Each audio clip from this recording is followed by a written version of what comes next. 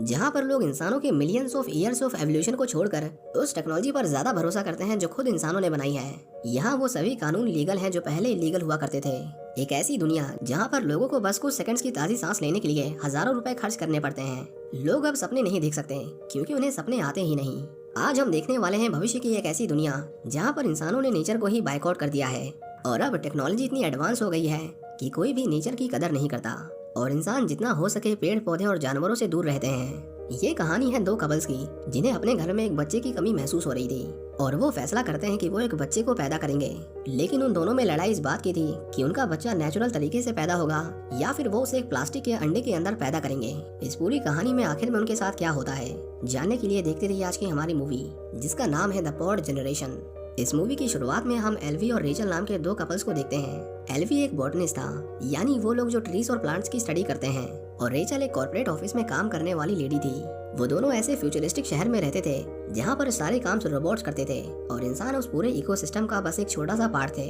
हम देखते हैं कि रेचल एक ट्रेडमिल पर चलते चलते अपने ऑफिस का काम करती थी क्योंकि उसकी लाइफ इतनी बिजी थी कि वो कभी एक्सरसाइज जैसे कामों को करने के लिए समय नहीं निकाल पाती थी।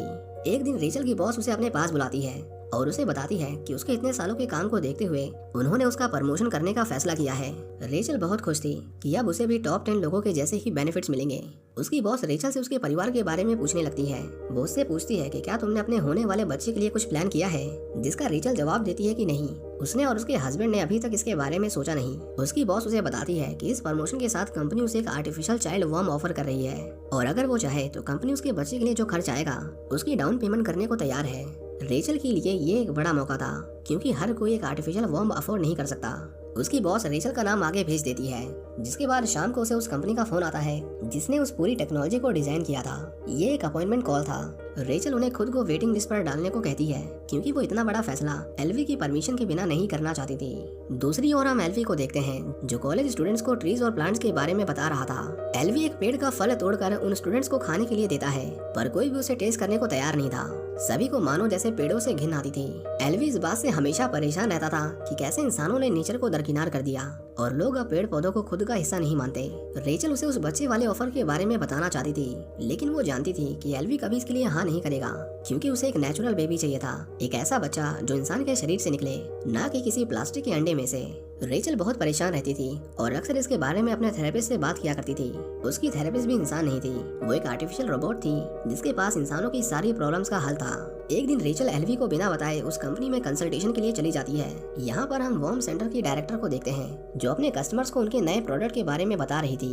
उनका मानना था कि यही एवोल्यूशन है क्योंकि अब एक औरत को बच्चे पैदा करने के लिए अपनी बायोलॉजी पर निर्भर रहने की जरूरत नहीं। हम देखते हैं कि वहाँ पर बच्चों को एक प्लास्टिक के केस में रखा गया था जिसमें बच्चे अपने बाहर होने वाली छोटी से छोटी चीजों को महसूस कर सकते थे, जैसे कि काम बच्चा असली गर्भाशय में करता है। डायरेक्टर रेचल को एक प्राइस लिस्ट दिखाती है जिसमें बच्चों की 4 कैटेगरीज थी, जैसे कि बॉय, गर्ल, जेंडर न्यूट्रल और कस्टम। कस्टम वाला उनका सबसे महंगा प्लान था और ये बाकियों से पूरे $1000 ज्यादा महंगा था। रेचल जब घर आती है तो एल्वी उसे बताता है कि उसके अकाउंट से $8400 डिडक्ट होने का मैसेज आया है। उसे लगा कि उसके साथ कोई फ्रॉड हुआ है पर रेचल उसे बताती है कि वो पैसे उसने खर्च किए हैं। दरअसल रेचल ने उस पॉड के लिए डाउन पेमेंट कर दी थी और वो भी बिना एल्वी से पूछे। एल्वी को जब पता चलता है कि वो एक बच्चा चाहती है, वो भी एक आर्टिफिशियल गर्भाशय में, तो वो बिल्कुल भी खुश नहीं था। वो रेचल से कहता है कि उसे कम से कम एक बार पूछ तो लेना चाहिए था क्योंकि वो अपने बच्चे को एक प्लास्टिक के अंडे के अंदर नहीं पैदा करना चाहता। रेचल उसे कहती है कि अब कोई भी नेचुरल बच्चे पैदा नहीं करता, उसके दोस्तों ने भी इसी तरह अपने बच्चों को जन्म दिया है। रेचल उसे अपने दोस्तों के पास ले जाती है और उसकी दोस्त एल्वी को एक पॉड में बच्चा पैदा करने के बेनिफिट्स बताती है। एल्वी देखता है कि उनका परिवार काफी खुश नजर आ रहा था पर उसे इसकी बिल्कुल भी खुशी नहीं थी। रेचल चाहती थी कि एल्वी किसी भी तरह इस प्रोसीजर के लिए हाँ कर दे। वो एल्वी को अपनी आर्टिफिशियल थेरेपिस्ट के पास ले जाती है जो शायद उसे कन्विंस करने में उसकी मदद करे। एल्वी जब उस थेरेपिस्ट के पास बैठता है तो वो उससे ढेर सारे सवाल पूछती है, जैसे कि उसे क्यों लगता है कि नेचर वाले बच्चे और पॉड वाले बच्चे दोनों अलग होते हैं, वो क्यों इतना नेचर से प्यार करता है जबकि इसी नेचर ने न जाने कितने मासूम बच्चों की अलग अलग वायरसेस और बीमारियों से जान ली है। एल्वी उससे बात करने में बिल्कुल भी इंटरेस्टेड नहीं था क्योंकि उसे लगता था कि एक एआई के अंदर आत्मा नहीं होती, वो हमारे सवालों के जवाब तो दे सकती है पर वो कभी इंसानों की तकलीफ नहीं समझ सकते। हम देखते हैं कि उस एआई से आधे घंटे तक लड़ाई करने के बाद एल्वी बाहर आता है और कहीं ना कहीं उस एआई ने एल्वी को कन्विंस कर दिया था। रेचल उसे कहती है कि अगर वो नहीं चाहता तो कोई बात नहीं, अब वो और इस बात को लेकर उससे बहस नहीं करेगी। आखिर में उन दोनों की खुशी ही उसके लिए सबसे ज्यादा मायने रखती है। काफी सोचने के बाद एल्वी भी रेचल की फीलिंग्स को समझने लगा था और वो उसे उस बच्चे के लिए हाँ कर देता है। अगले दिन वो दोनों पेगासस के डायरेक्टर के पास जाते हैं। डायरेक्टर उससे पूछती है कि उन्हें लड़का चाहिए या फिर लड़की, और इस सवाल पर एल्वी थोड़ा गुस्सा था क्योंकि बच्चा लड़का होगा या फिर लड़की ये तो नेचर को डिसाइड करना चाहिए और यहाँ पर इसका फैसला भी इंसान करने लगे थे। डायरेक्टर उन्हें कुछ लीगल डॉक्यूमेंट साइन करने को कहती है जिसे वो बिना पढ़े ही साइन कर देते हैं। इसके बाद एम्ब्रियो बनाने का प्रोसीजर शुरू किया जाता है। वो दोनों इस पूरे प्रोसीजर को लाइव देख रहे थे और ये सब उनके लिए काफी एक्साइटिंग था। उनके एम्ब्रियो को बाकी की तरह ही एक प्लास्टिक के एग में स्टोर करके उन्हें दे दिया जाता है और अब उन्हें ही उसका ध्यान रखना था। उसे मॉनिटर करने के लिए उन्हें एक ऐप दिया गया था जिसमें बच्चे की सारी एक्टिविटीज को मेजर किया जा सकता था, जैसे कि उसे कब भूख लगेगी, वो कब बोर होगा और वो कब सो रहा होगा, वो सारी एक्टिविटीज जो इंसान करते हैं। रेचल के पेरेंट्स भी इस बात से बहुत खुश थे कि उनका पोता एक पॉड में पैदा हो रहा है, ना कि किसी असली गर्भ में। वो एल्वी से कहते हैं कि क्यों ना वो अपने पुराने वाले घर को बेच दे क्योंकि इंटरेस्ट रेट धीरे धीरे दिन ब दिन कम होते जा रहे हैं और आने वाले टाइम में उसे फ्री में बेचने की नौबत आ जाएगी। एल्वी का ये दूसरा घर एक सुंदर बीच के किनारे था, एक ऐसी लोकेशन जहाँ पर आज के समय में घर लेना लोगों का सपना होता है, लेकिन इस फ्यूचरिस्टिक वर्ल्ड में ऐसे घरों की कीमत किसी बंजर जमीन के जैसी थी। रेचल पूरे दिन अपने बच्चे के बारे में सोचती रहती थी जिसकी वजह से ऑफिस में उसकी प्रोडक्टिविटी कम होने लगी थी। उसे रात को अजीबोगरीब सपने आते थे जिसमें वो देखती थी कि डॉक्टर्स उसके पेट से एक अंडा निकाल रहे थे, लेकिन हमेशा वो अंडा उबला हुआ होता था। एल्वी और रेचल डायरेक्टर के पास कंसल्टेशन के लिए जाते रहते थे। हम देखते हैं कि उनका बच्चा धीरे धीरे बड़ा होने लगा था और वो उसे एक स्क्रीन की मदद से लाइव देख सकते थे। एक आदमी की शिकायत थी कि उसके बच्चे को सपने नहीं आते, कहीं ये स्पॉट का कोई साइड इफेक्ट तो नहीं, जिस पर डायरेक्टर उसे बताती है कि इंसानों की लाइफ में ड्रीम्स कोई पर्पस सर्व नहीं करते। सपने देखने से इंसानों का दिमाग विकसित नहीं होता, इसीलिए उन्होंने सपनों के मैकेनिज्म को ही बच्चों के दिमाग से निकाल दिया है और ये कोई साइड इफेक्ट नहीं बल्कि एक एडवांस फीचर है। रेचल जब अपनी स्विमिंग क्लास के लिए जाती है तो उसे एक औरत दिखाई देती है जिसके पेट में उसका बच्चा था। रेचल उससे बात करती है और उसे बताती है कि उसका भी कुछ महीनों का बच्चा है और वो उसे पॉड में पाल रहे हैं। वो औरत उसके लिए बहुत खुश थी। वो कहती है कि वो भी अपने बच्चे को उसी पॉड में बड़ा करना चाहती थी, बट अनफॉर्चुनेटली उन्हें कोई सीट नहीं मिली, इसीलिए उन्हें अपने बच्चे को पेट में ही पालना पड़ रहा है।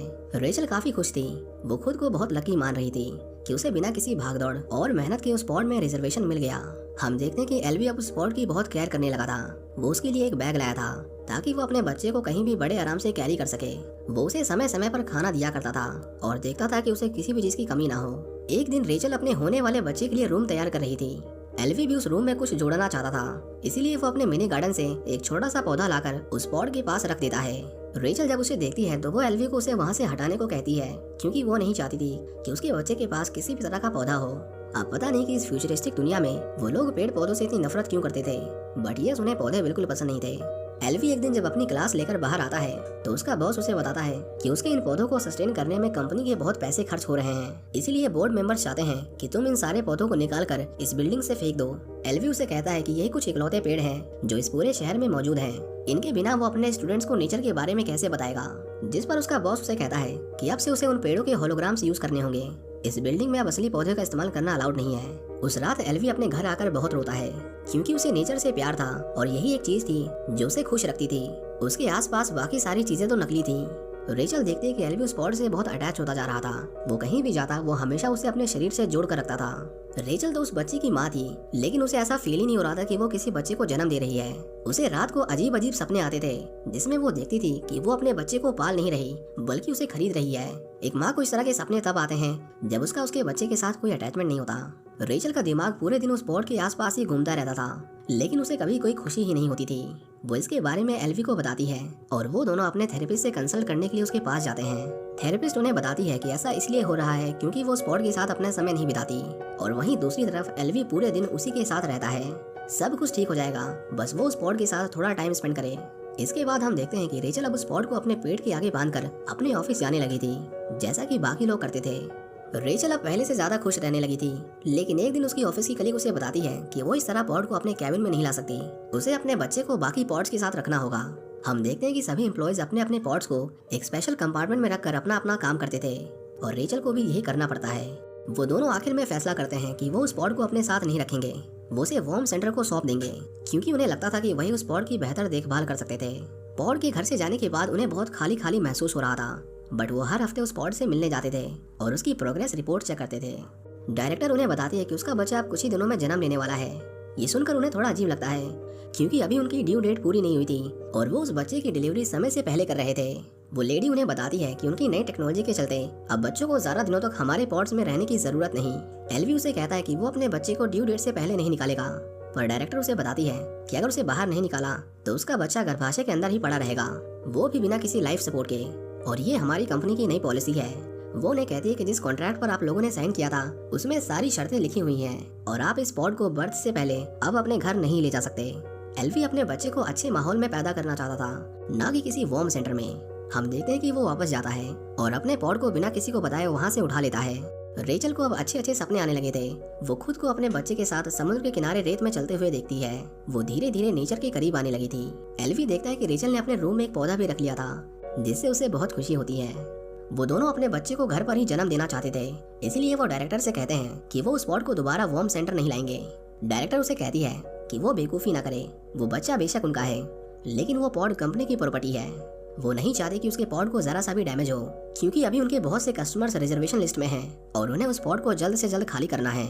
डायरेक्टर के बहुत समझाने के बाद भी एल्वी उसकी नहीं सुनता और वो उस पॉड को लेकर शहर से दूर चला जाता है। वो अपने दूसरे घर में जाते हैं जहाँ पर कोई फ्यूचरिस्टिक टेक्नोलॉजी नहीं थी। एल्वी कई सालों के बाद उस शहर से बाहर आया था और उसे बहुत अच्छा महसूस हो रहा था। वो दोनों वहाँ के पेड़ पौधों को फील करते हैं। ये उनके लिए बिल्कुल नया एहसास था, एक ऐसा एहसास जिसे वो रोबोट्स और आर्टिफिशियल इंटेलिजेंस के बीच में रहकर भूल गए थे।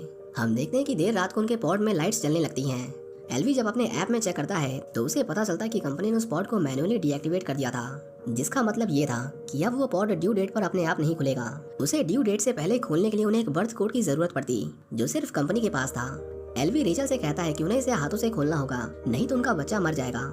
एल्वी जब उसे तोड़ने के लिए एक हथौड़ा उठाता है तो रेचल बहुत डर जाती है। उसे लगा कि कहीं से उसके बच्चे को चोट ना पहुंचे, पर उनके पास उसे तोड़ने के अलावा और कोई ऑप्शन भी नहीं था। एल्वी उसे धीरे धीरे ऊपर से ठोकने लगता है और देखते ही देखते उसके ऊपर का ढक्कन निकल जाता है।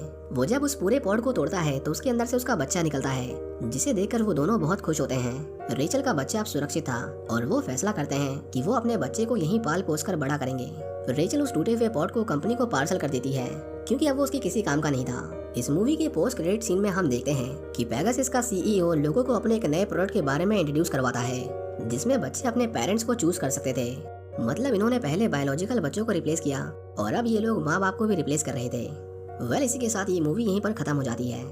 This movie was supposed to give sci-fi thriller vibe, but it turn out to be story of two parents जो अपने बच्चों को ह्यूमंस की सो कॉल्ड एवोल्यूशन टेक्नोलॉजी से दूर रखना चाहते थे। वैसे